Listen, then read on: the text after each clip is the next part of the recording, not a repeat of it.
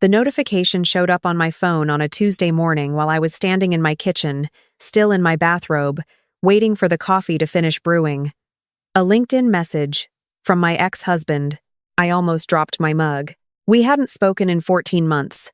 Not since the morning I signed the divorce papers and walked out of the attorney's office without looking back. And now, here he was, sliding into my professional inbox like we were old colleagues catching up at a conference. Claire, I wanted you to hear it from me first. Morrison & Webb made me senior partner. The firm is hosting a dinner at the Ashford estate next Friday to celebrate. I'd like you to be there. It would mean a lot. And honestly, I think it would be good for both of us. Show everyone we're mature about this. Daniel. I read it twice. Then a third time. Show everyone we're mature about this. I set my phone face down on the counter and stood very still for a moment, listening to the coffee maker finish its cycle. 14 months of rebuilding my life. And he wanted me to show up and perform maturity for a room full of people who had watched me fall apart. I knew exactly what this was. I'd been married to Daniel Whitmore for 11 years. I knew how his mind worked. He didn't want me there out of kindness. He wanted me there as a prop, the composed ex-wife, smiling in the background, proof that he was the kind of man who left things cleanly, proof that I was fine, that I had moved on in small, manageable, non-threatening ways. He had no idea. My name is Claire Bennett. I'm 39 years old. I'm a landscape architect, which means I design the outdoor spaces that make people feel something. The courtyards, the garden paths, the rooftop terraces, the winding hotel grounds that guests photograph at golden hour without ever knowing. Someone spent months deciding exactly where each stone should sit. For the past 3 years, my firm, Bennett Design Group, had been growing faster than I'd ever imagined. And 8 months ago, quietly, I had married a man named James Harlow, founder and principal of Harlow Property Group, the company that owned, among other things, the Ashford estate. I picked my phone back up off the counter. I turned it over. I read the message one more time. Then I walked to the bedroom, where James was still asleep, one arm thrown over the empty side of the bed where I'd been lying an hour ago. I sat on the edge of the mattress and touched his shoulder. "Hey," he said, voice still rough with sleep. "What time is it?" "Early," I said. "I need to tell you something." He opened one eye. He was 44, with dark hair going silver at the temples and the kind of steady, unhurried attention that had undone me completely the first time he'd turned it in my direction. He sat up when he saw my face. "Daniel messaged me," I said. "He made senior partner at his firm. They're hosting a celebration dinner next Friday." I paused. At the Ashford estate. James was quiet for exactly 3 seconds. Then the corner of his mouth moved. "At our property," he said. "At our property," I confirmed. He reached over and picked up my hand.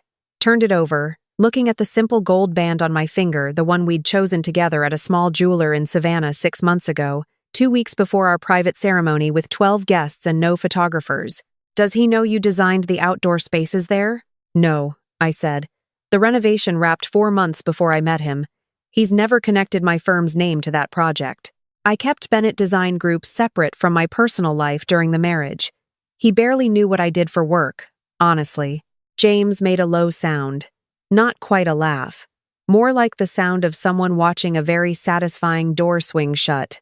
"Are you going to go?" he asked. I looked down at his hand, holding mine. I thought about the woman I'd been 2 years ago, hollowed out, disoriented, trying to figure out who I was after a decade of being someone's wife in the way Daniel needed me to be one. Quiet, appropriate, careful not to take up too much space. I'd built a career he never fully asked about, made a name he never learned to mention.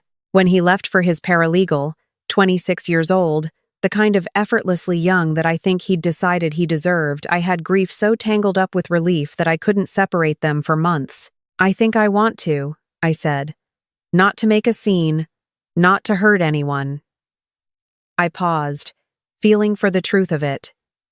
"I think I'm finally ready to stop being a quiet footnote in a story he's still writing." James brought my hand to his mouth, pressed his lips against my knuckles. "Then we'll go," he said simply. "I'll have my assistant send the RSVP." The week before the dinner, my best friend Margot came over to help me get ready. Margot had been with me through the divorce the way a person is with someone through a shipwreck, not always comfortable, never pretending it wasn't bad, but absolutely refusing to let go. She arrived at my door with a bottle of champagne and an expression that suggested she had been waiting for this moment for some time. "Okay," she said, walking past me into the living room. "Tell me everything," I told her. She uncorked the champagne with practiced efficiency and handed me a glass without looking away from me. "So your ex-husband," she said slowly, "invited you to his celebration party at the property your husband owns, in a space you designed. The East Garden Courtyard," I said. "The event is outdoors. I chose every plant, every light fixture, the stone path pattern. The wisteria on the trellis is 3 years old now. It's probably beautiful." Margot sat down on my couch. "Claire," she said, "I need you to understand that whatever happens Friday night, I will be there, and I will remember every detail for the rest of my life." I laughed. It felt good. She made me try on 3 dresses before we agreed on the one. A deep green silk, sleeveless, with a neckline that was elegant rather than trying. The color made my eyes look darker and my posture feel better. Daniel had always steered me toward muted colors: beige, soft gray, cream. Colors that complemented rather than announced. I'd bought this dress 2 months after the divorce was finalized, stood in the fitting room, and cried a little because I didn't know yet that I was allowed to look like this. "Perfect," Margot said, standing behind me in the mirror. "You look like a woman who doesn't need anything from anyone in that room." "That's because I don't," I said. And the strange thing was, I meant it. I wasn't going to hurt Daniel.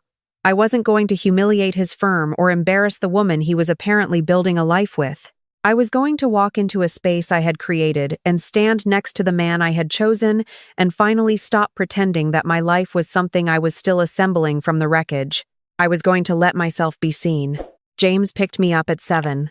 He came to the door in a charcoal suit, the kind of effortless formality he wore as naturally as other men wear flannel, and when he saw me in the green dress, he went very still for a moment. "Okay," he said quietly. "Okay?" I said. "I just needed a second." He stepped forward, adjusted something invisible on my shoulder, and offered his arm.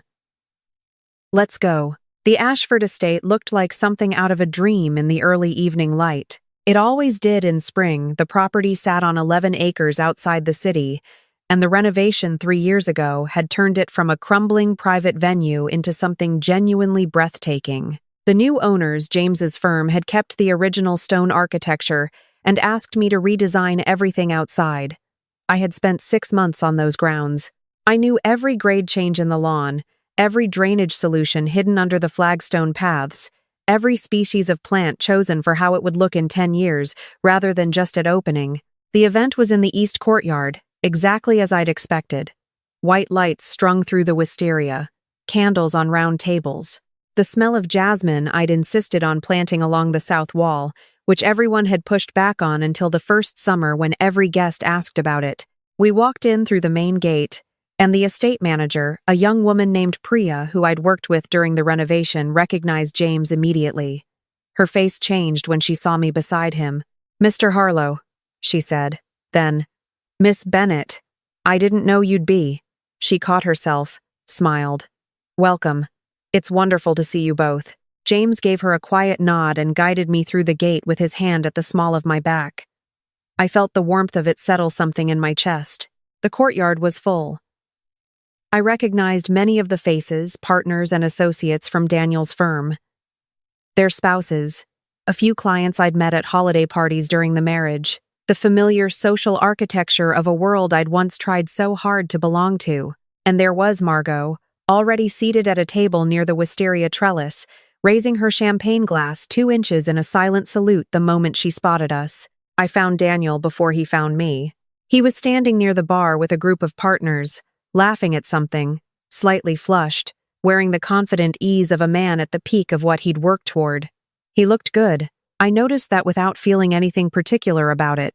Beside him was a young woman in a white dress, his paralegal, the one the affair had been with, the one he was apparently still with. Her name was Bree, and she was pretty in the way of someone who had not yet had to work very hard for anything. It was Bree who saw us first. I watched her expression do something complicated. She recognized me. We'd met twice before the divorce, at firm events where she'd smiled too brightly, and I'd been too polite to say what I knew. She registered my face, then shifted to the man beside me, then back to my face. Something in her eyes sharpened and then stalled, like a thought she couldn't quite complete. Daniel turned a moment later, following her gaze. I have thought about his face in that moment many times since.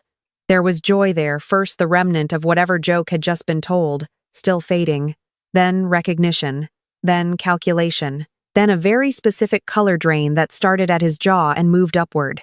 He knew James Harlow. He had mentioned Harlow Property Group to me as a client prospect the year before our divorce.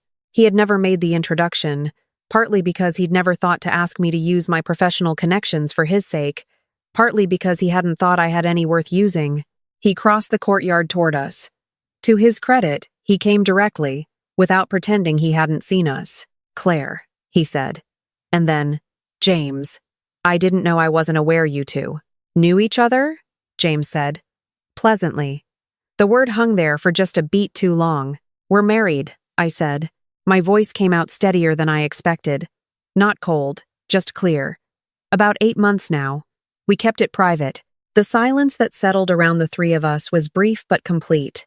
Bree had moved to Daniel's side, her hand finding his arm. Her eyes were moving between my face and James's with the frantic focus of someone trying to recalculate a very large number. "Married," Daniel said. He said it the way you'd say a word in a foreign language you'd just heard for the first time. "Congratulations on the partnership," I added. "That's a real achievement. I'm glad you asked me to come." He looked at James. I could see him doing it, running the math, arriving at the answer, not liking the sum. He had invited me here to sit in the audience of his success, to see me in my small, managed, non-threatening life, and instead I had walked into his celebration with the man who owned the ground we were all standing on. "I didn't realize your firm handles events here?" he asked James, reaching for something professional to stand on. "We own the property," James said simply, "but Claire's the one who designed everything you see outside." Daniel looked around the courtyard slowly. The wisteria, the candles glowing on the stone tables I'd selected from a quarry in Vermont. The jasmine he could probably smell without knowing why. The path lighting I'd argued for when everyone wanted something cheaper. He turned back to me. "You designed this," he said. "The outdoor renovation?" "Yes," I said. "The courtyard, the garden path, the planters along the east wall?" I paused. "The jasmine was my idea. Everyone fights me on it initially, but it tends to win people over," Bree said quietly. "It smells incredible tonight." "Thank you," I said, and I meant it simply, without anything attached. Someone from the firm appeared at Daniel's shoulder then, pulling him into a conversation about the evening's program, and the knot of awkwardness dissolved. James guided me toward Margot's table, and the moment we sat down, she leaned forward with her elbows on the table and both hands over her mouth. "Okay," she said, muffled. "Okay, I saw that. Tell me everything you're feeling right now." "Surprisingly little," I said, which was true. There was no triumph in the cruel sense, no desire to replay his expression on a loop. Mostly I felt the way I imagine a long-held breath feels when it's finally released, a lightness that had less to do with Daniel and more to do with me. Margot's husband, Greg, raised his glass. "To unexpected renovations," he said. James touched his glass to mine. "To the woman who designed them." The evening wore on. The speeches were made. The champagne was poured. I spoke with people I'd lost touch with during the divorce, colleagues of Daniel's who had quietly vanished from my life when the marriage ended, as people tend to do when they are more attached to the partnership than the partners. A few of them came to our table, offered warm words, commented on how well I looked. I noticed that several of them spent a great deal of time speaking to James with a new and vivid interest that had not existed before they learned his last name. I was watching this with quiet amusement when I felt someone at my shoulder. I turned to find Bree standing there alone, slightly outside the radius of the nearest conversation.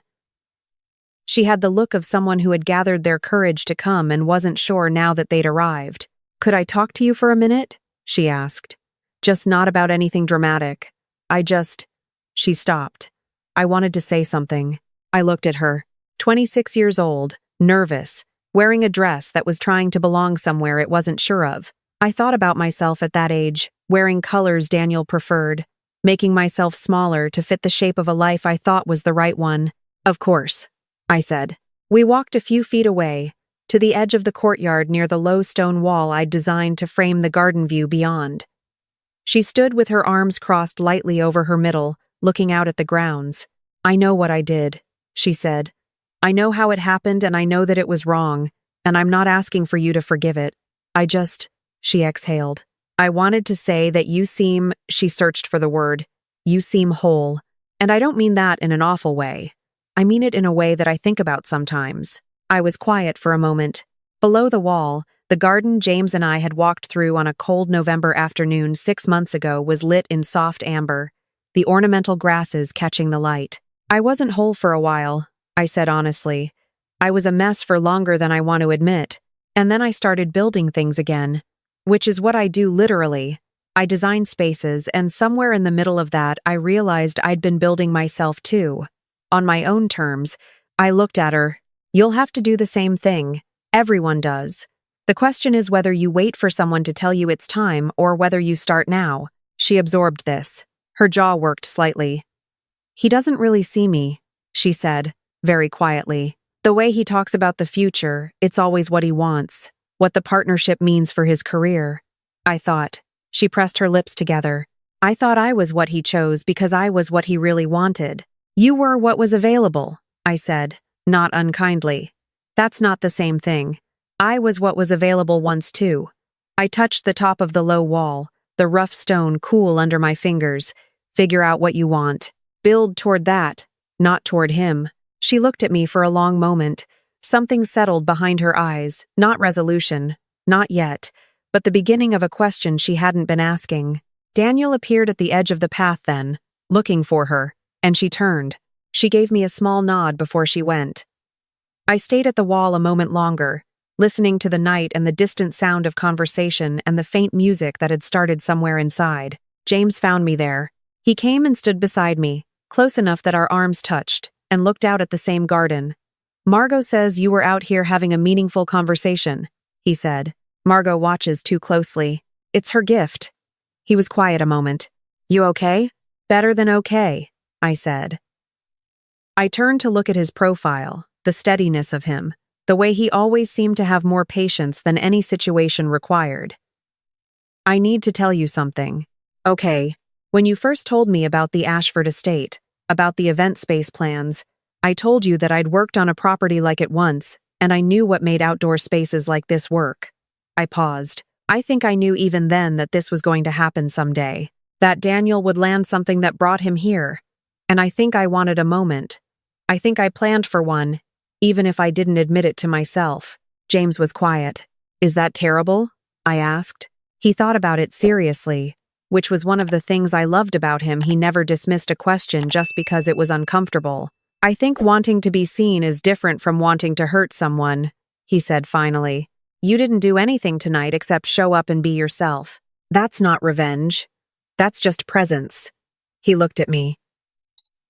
You've been making yourself small for a long time. Longer than just the marriage. Tonight you just stood in a room at full size. I thought about that. The wisteria above us was heavy with blooms. Exactly as I'd imagined it when I planted the rootstock 3 years ago, standing in mud with my site manager arguing about irrigation timelines. I'd imagined these blooms. I'd planned for them. I just hadn't known who would be standing under them. I want to dance, I said. He offered his hand. We went back into the courtyard. Later, when the dinner was nearly over and people had begun to drift toward their cars, I saw Daniel standing alone near the far edge of the garden path. Bree was inside with a group of associates. He was looking out at the grounds with the expression of a man running a private accounting. I almost walked past. Then I turned. Hey, I said. He looked up. He had the wariness of someone waiting for something he deserved. I'm not going to make a speech, I said. I just wanted to say congratulations. Senior partner is real. You worked for it and you got it, and that matters. He was quiet for a moment. I didn't invite you here to be cruel, he said. I know it might have looked that way. I know, I said. And I did. It was more complicated than cruelty. It was the ordinary human need to have a witness to your success, and he'd reached for the most loaded one he could find. But I'm glad I came. Not because of anything it proved to you or to anyone else. I looked around the courtyard, the lights, the jasmine, the path that wound through the lower garden toward the fountain that had taken 4 separate contractor bids to get right. I built something here. I forgot about it for a while. It was good to see it. He followed my gaze across the courtyard. Slowly, something in his shoulders eased. It really is beautiful, he said. I didn't know. I'm sorry I didn't know. That's not something to apologize for, I said, meaning it. You didn't ask and I didn't tell you. We had a lot of habits that didn't serve either of us. I paused. I hope you build something good, Daniel. Genuinely. I hope the partnership is everything you wanted. He looked at me with an expression I'd never seen from him before. Something clear and a little sad and oddly respectful. You're different, he said. I know, I said. It turns out that was always an option. I left him there and went back to find James and Margot and Greg clustered near the gate. Margot already pulling up her phone to document whatever she was about to say. Pancakes at our place, Margot announced, pointing at James and me. Non-negotiable. I need to discuss this evening in loving detail. James looked at me. I think we're going to head home, I said. Some things don't need a panel discussion. She looked at me for a moment. Then she folded me into a hug that lasted slightly longer than necessary. You were magnificent, she said quietly, into my shoulder. Just so you know. In the car, James drove and I sat with my heels off, feet tucked under me, watching the city lights appear as the estate grounds receded behind us. The evening had deposited a quiet inside me, the specific quiet of something finished. Can I ask you something? James said. Always. When you talked to her, the young woman, what did you say? I watched the highway lights for a moment. I told her to figure out who she is before she tries to be what someone else needs. I paused. The same thing I had to figure out. Just sooner would be better. James reached over and found my hand in the dark. I thought about the woman who had stood in the Ashford estate 4 years ago. Blueprints rolled under her arm, mud on her boots, arguing about drainage rates and jasmine placement. She had no idea that the space she was building would become the stage for something she also couldn't see. Yet her own reemergence, lit by wisteria and candlelight, on a warm spring evening in a green silk dress, on the arm of a man who had never once asked her to be smaller. She had planted every root carefully. She had trusted the design even when she couldn't see the finished form yet. She had shown up for the unglamorous, slow work of making something real. That's what I'd done in that garden. And that, I realized, was what I'd done with my life. When we got home, I took off my earrings at the kitchen counter and James made us tea without being asked, because he had learned, somewhere along the way, exactly how I liked it and when I needed it. The kitchen light was warm and the house was quiet, and I stood there in my good dress with bare feet on cool tile, and I thought, this is it. This is the thing I built when I wasn't paying attention to what I was building. James set the mug in front of me. I wrapped both hands around it. What are you thinking about? He asked. A garden, I said. And how long it takes for things to bloom. He smiled at that. Outside, through the kitchen window, the yard was dark and full of growing things. I'd planted the first spring after I bought this house the year the divorce finalized, the year I moved into my own space and filled it exactly as I chose, the year I started learning what I looked like at full size. There was a climbing rose along the back fence. I'd planted it knowing I wouldn't see it mature for 3 or 4 years. This spring, it had bloomed for the first time. I'd noticed it this morning, actually. Before the coffee, before the phone. The first thing I'd seen, standing at this same window in the early light, was a fence covered in roses, quietly, finally doing exactly what I'd planned. I picked up my tea. Outside, the yard was dark, and somewhere in it, invisible, those roses were still open, still there, whether anyone was looking at them or not. That's the thing about building something that lasts. It keeps being real even when you've walked away from it. It keeps holding the shape you gave it. It keeps being exactly what you made it, patient and whole, waiting for you to come back and recognize it. I had planted a lot of things that were blooming now. I intended to keep going.